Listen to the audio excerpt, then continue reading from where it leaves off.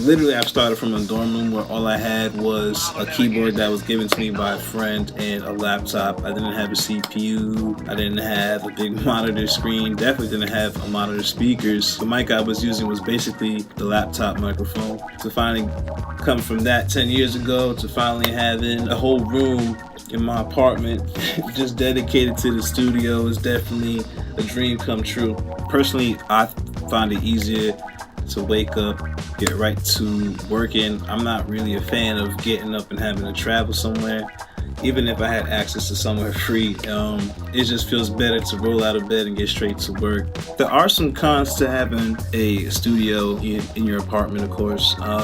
The first thing, of course, is neighbors. You gotta be respectful of the neighbors, but it's always great when you have neighbors that are willing to work with you and, you know, give you times to do your thing. The second con is acoustically. The average room size, the average room apartment is like 8 by 8, 8 by 11, 8 by 10.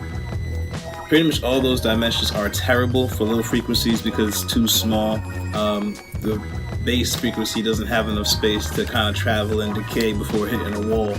So then you're going to get all these reflections. It's going to create nodes and phase problems and have cancellations in your experience when you're listening in the room. So, you know, you won't be hearing everything coming out of your speakers properly. But, you know, the best way to counteract that is to reference mix and obviously to learn what a good mix sounds like coming through your speakers in your room. My recommendation for people who are doing studios in their bedrooms is to really master reference mixing, and if you're mixing and trying to master in your room.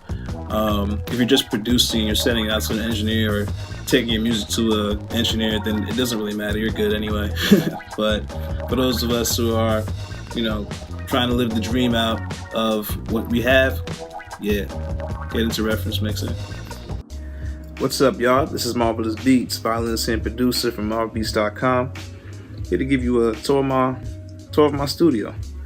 So let's get right into it. So I know my eyes went straight to it too. This is my controller, the Kai MPK 49. Just a regular USB connection here with the USB cable there. You know, just a really dope controller. Next, we have my KRK Rocket 6 monitor speakers. Love these things.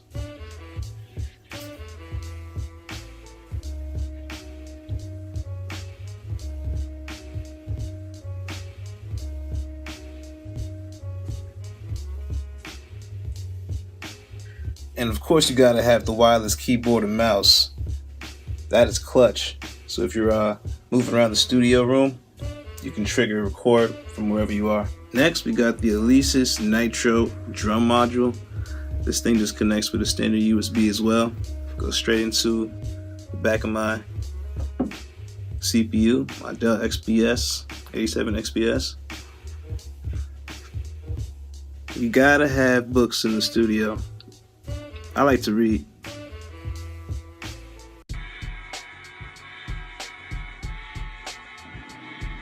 You gotta stay organized with the calendar. Always gotta have a calendar in the studio. Let's talk about the interface in my signal chain. So I got the audio box USB from Personas. Next, I have the Behringer Composer Pro compressor and limiter in my vocal chain. I just like the color that this adds to the vocals. Adds some really nice harmonics to the vocals. And of course, we got the microphone in the closet that I'm using as a booth. This on pair of headphones. I have a Sterling ST59 cardioid condenser mic. And of course, I have some acoustic treatment in the studio as well.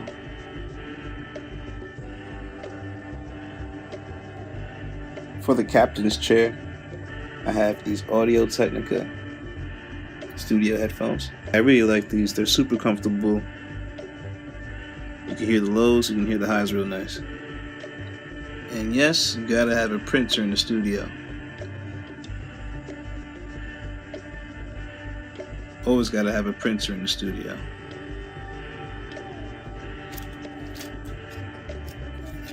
Yep.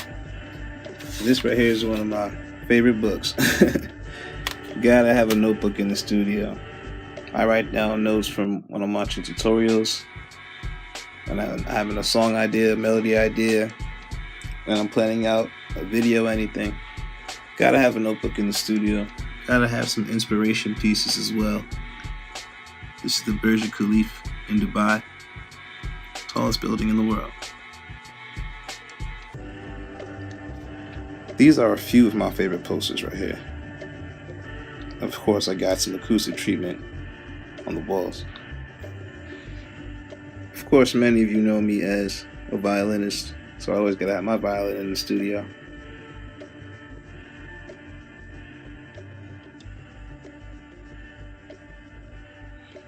Gotta have the surge protector, no playing around with that. Here's another one of my favorite pieces. Kind of reminds me of like an equalizer or a meter just spiraling. Here are my services. So these are the programs I use all the time. We got Chrome, Studio One, Calculator, Spotify, iTunes, Movie Maker, Pro Tools sometimes, the Adobe Suite, FL Studio. Yeah. Of course, these are my two most used folders, my VST folder and my sound effect folder, nicknamed FL Packs.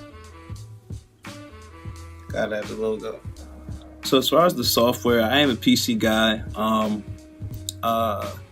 Not a huge fan of Apple. PCs just know how to really get inside PCs and do whatever it is that I need to do. I feel like PCs are more intuitive to the way my brain works. So I pretty much use FL Studio the most for production. I also use Studio One instead of Pro Tools for mixing and recording. Studio One is just way more intuitive for me, and man, the things you can do in the little bit of time it takes to do these things is incredible. So if you haven't tried out Studio One by Presonus Audio, I suggest you try that. I definitely appreciate Adobe for their Creative Cloud suite. I mean, man, just a little $20, $30, $40 a month.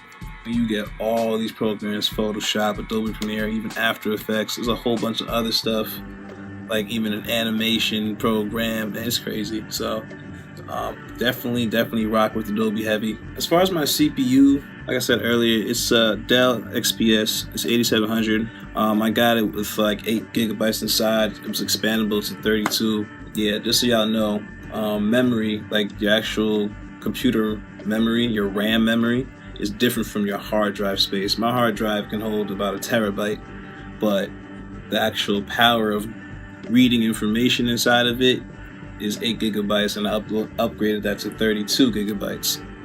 I always tell people, imagine that your hard drive is like the brain of an animal, and the memory space, the RAM space, is how many arms and legs does that animal have to utilize all that information. So that's kind of like what memory space is versus hard drive space. Hey, thanks for watching this video. If you have any more questions about anything specific, whether it be software, whether it be hardware, whether it be more details on specific equipment, or even techniques on setting up a studio, or kind of what do you think is best for your situation, I have no problem helping steer you in the right direction. Just send me an email. Also, like and share this video, subscribe to my channel, and I will see y'all on the next video. Peace.